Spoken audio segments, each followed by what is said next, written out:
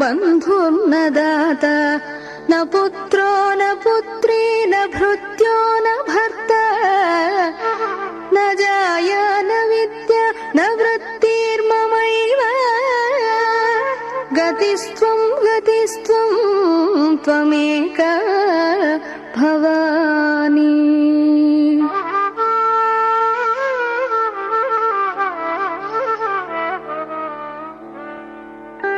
भवाब्धावपारे महादुःखभीरुः प्रपातप्रगामी प्रलोभी प्रमत्तः कुसंसारपाशप्रबद्धः सदाहं गतिस्त्वं त्वमेका भवानी।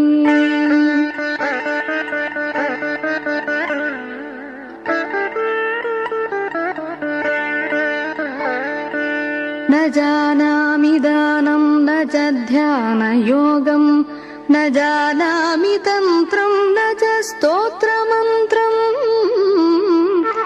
न जानामि पूजां न च न्यासयोगम् गतिस्त्वं त्वमेका भवानी।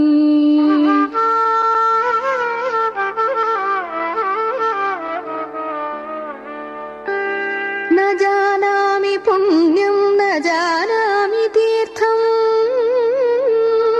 न जानामि मुक्तिं लयं वा कदाचित् न जानामि भक्तिं